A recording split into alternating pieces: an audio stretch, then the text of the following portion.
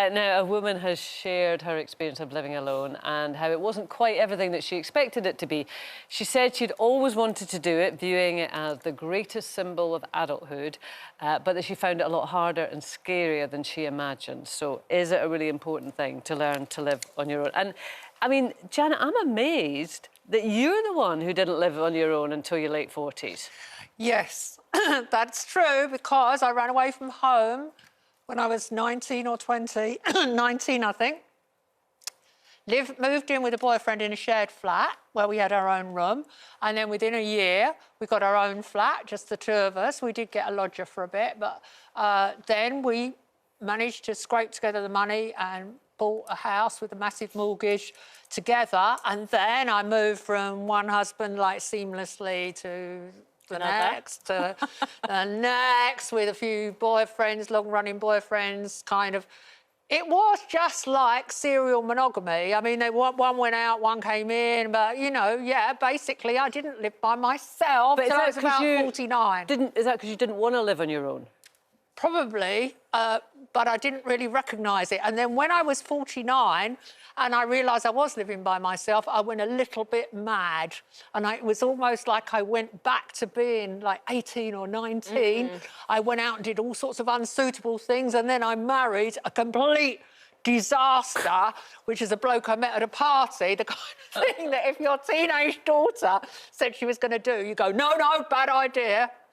So that's what I did. But as for living alone, I didn't really experience living alone until that year of 48, 49. And do you know what? I really enjoyed it. But then I did this dumb thing of getting married. But luckily, he was soon out the door, and I did enjoy living by myself. Yeah, I mean, I loved living on my own, I have to say. I lived on my own for most of my 20s. First lived on my own when I was 18, and then I did a lot of flats here, and then I lived on my own. And I really loved it. But then, of course, I had like a big social circle, and so I chose when I was on my own, and I chose when, you know, I was with friends. I guess it's different if you don't have that social circle and you feel like the pandemic, obviously, it was difficult for people. I think it was really hard for people, wasn't it? Because you were stuck at home. When I was in my 40s and I lived alone, it was great. I could go out and see my friends every evening. We could talk on the phone. It was easy to socialise. Suddenly, in the pandemic, you were isolated and you couldn't do anything about it. You couldn't even go to the shops, or you could, you know, you're really limited in what you could do. Yeah, I felt sorry for people on their own in the pandemic when you couldn't have anyone around. You felt that, didn't you? I mean, I moved out when I was 18, and then I got married when I was 27. So I kind of had that experience, and I appreciated that.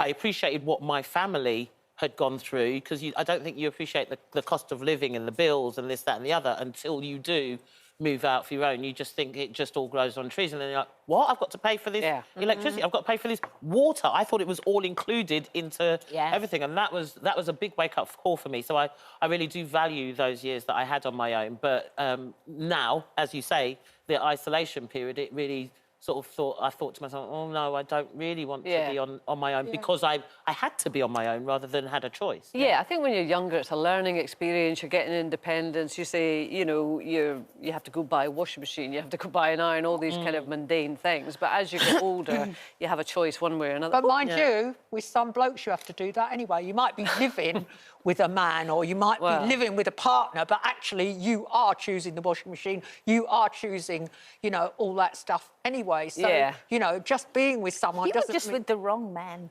Well, whatever. Well, she tried a few, it has to be said. You can't, all right, but I will didn't. say one thing, that it was never the problem of the practicalities with me. There was just one thing, that when I was living by myself, I was really, you know, inept at, absolutely useless at, and that was utilities, like gas.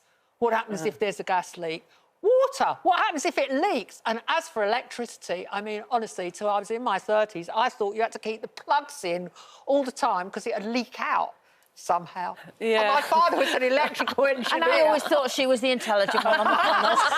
It's a low bar, to be fair. Wow. When did you live on your own? I left home when I was 17. I got my first house. But I had, you know, a long-term boyfriend. Did you buy your house at 17? Yeah. I had a long... It was very cheap in those days.